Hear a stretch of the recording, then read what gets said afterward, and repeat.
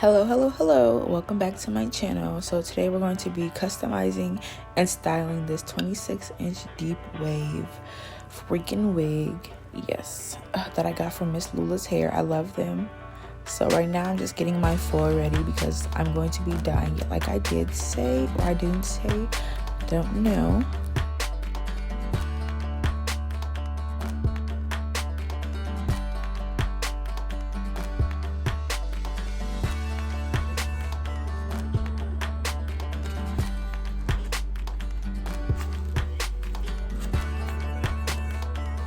Okay, I'm tweaking good. So right here I'm just showing you guys what I'm using. I'm using a 30 developer. You guys can use a higher or lower developer, but I just tend to use 30 just because it works good and quickly for when bleaching the roots for me, and it works better for just dyeing small pieces of the hair. But if you guys are like going for bleaching everything, use 50 developer and everything else, but I use 30 because that's just me. But you know, to each his own. So yeah. So right here I'm just showing you guys what I was how much powder and developer I used. I used very little of each. So basically when I'm done mixing it, the consistency is supposed to be thick like that. So it's supposed to be really thick. It's not supposed to be milky like how you're going to be using the rest of it for the rest of your hair. So yeah, just remember when you're doing your roots, remember to make sure that your powder and stuff is really thick. It's like almost like a whipped cream consistency basically.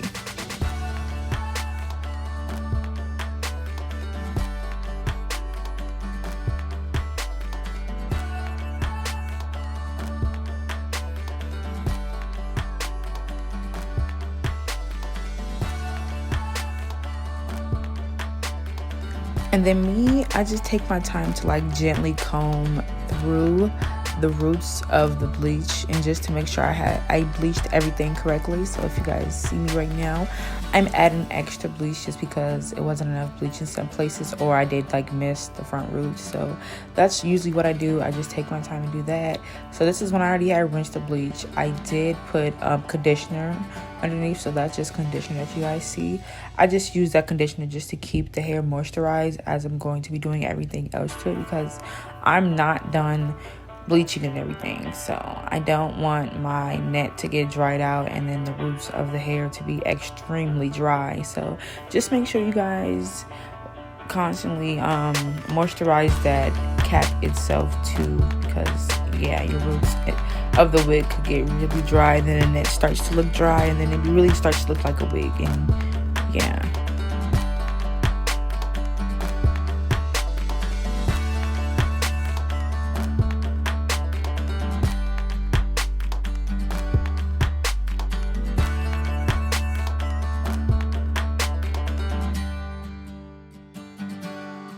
And throughout the wig, I was just grabbing random uneven sections of the hair just because I'm doing my own custom color and things, and I don't want it to be like the whole head to be one color. Like I like it to be like random colors in each spots and stuff like that. So I'm grabbing a big huge chunk right here, which I know it's not recommended, but this is just what I'm doing. I tend to do things my own way just because I get a better outcome than, you know, some of the other ways that people prefer. And also, as you guys see, I had that little itty bitty bottle of developer, a volume, so it wasn't really a lot to use, but I made it work. And then I also had a 20 bottle of developer. It was different, it was clear, it wasn't the same consistency, but it worked the same. As you guys can see, that's what the top portion kind of got. So yeah. So right now I'm just going in and adding my color with it, just because I did realize that it was like a Revlon hair dyeing kit already, so it already had like everything I needed, so I really didn't need to bleach the hair itself before. But I did that just because I wanted to give it like an extra bleaching before, because I didn't know if the Revlon really worked, but at the end it really did. So yeah, so it didn't come out ruby red Revlon, but it came out my own custom color, and I still loved it. Like it came out exactly how I wanted it, really. So I'm not disappointed. I actually really love it. It's a few different shades everywhere, and yeah.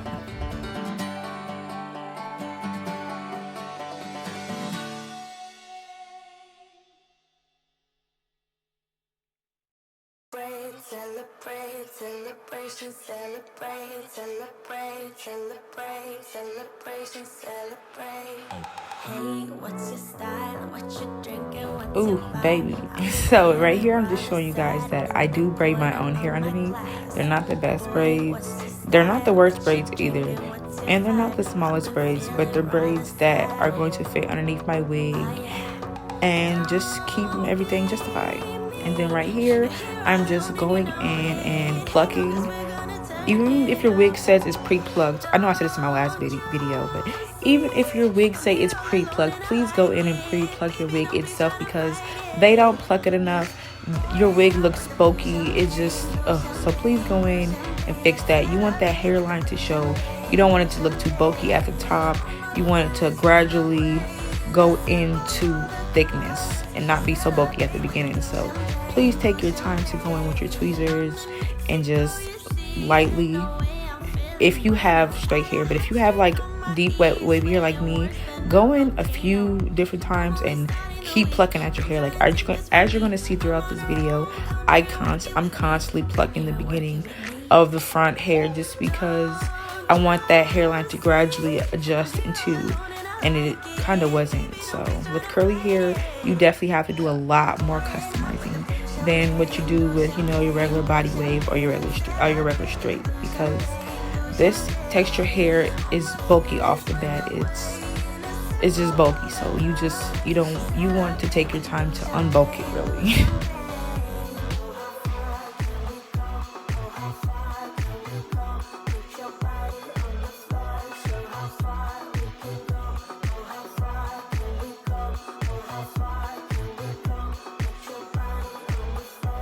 So this is me trying on the wig and stuff. I'm like, okay, it's cute. I'm getting my elastic band ready in the back. That extra elastic band that I'm going to be adding, it just secures everything in place, because with this wig, I am not going to be using glue. Glue tends to break out my face, and I have really sensitive skin. So my face is going through a really bad breakout right now. So I've been trying new things.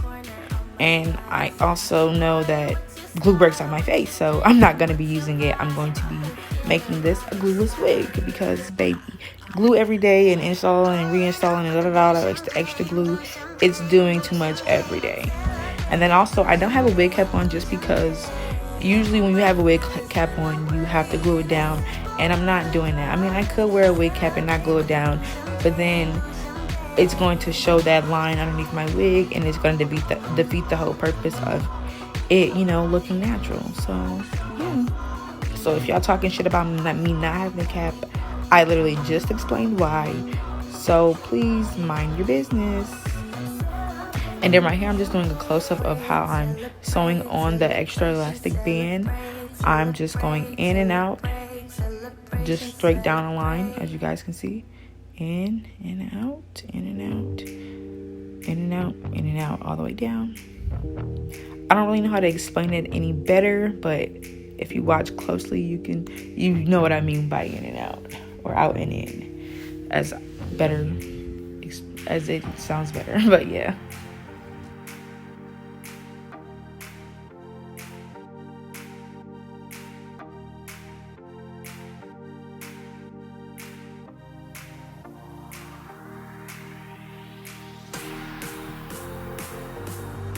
As you guys can see right here, I'm trying it on, and it looks way more secure. So once I cut that extra elastic band off at the front, which I'm doing right now, which I'm doing in a zigzag pattern, you never want to cut your lace exactly straight off, because it gives it that lace look and it looks very tacky. I know I say this a lot, but I'm going to keep saying it because I see a lot of people doing that. So yeah, just make sure you're cutting your lace off zigzag, and like I said, I'm constantly going in and plucking, because I don't want it to look so bulky at the top. And I'm just constantly going in and styling it, and also customizing it. Like, I don't want people to do this, like, you know, the first time buying a wig and doing it, and then they get it and it, you know, it looks fucked up. your wig is going to look fucked up because it's a wig. That's the whole point of a wig. You have to customize it and really get into it. Like, your first time cutting the baby hairs is not going to be your last time cutting the baby hairs. Your first time plucking that wig is not going to be your last time plucking that wig. You're going to at least pluck that wig about 3-4 times, and you're going to at least mess with them baby hairs about 8 times until they're the desired look you want.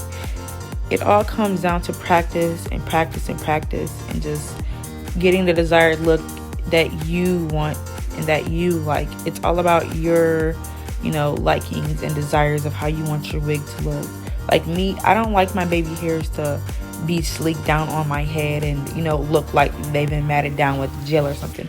I like my baby hairs to look frizzy and look natural. So when they dry, that's the look that I was going for to give them. So as I'm cutting them, you're gonna see like these are really, like, you're gonna notice that they're not how I cut my edges in the last video, because I like my hair to a certain desire, and other people like their hair to a certain desire. So to each his own, really. Like, yeah, it's all up to your desire.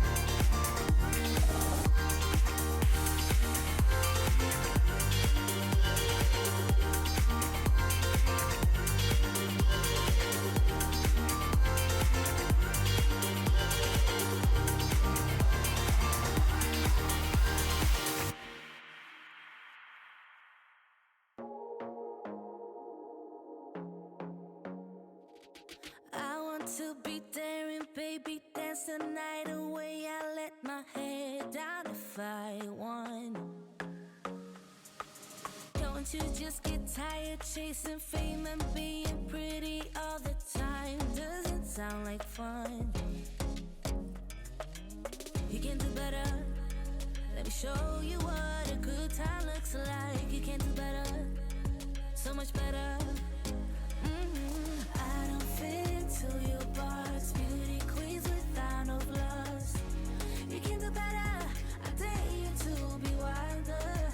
I don't fit into your box, beauty queens without. Okay, so right here I'm just showing you guys how it ended up looking, and it looks great. See, it doesn't look bulky at the beginning. It has like a natural hairline adjusting into. This is a close-up of how it looks without the cap. This is just me, another picture. And yeah, so boom.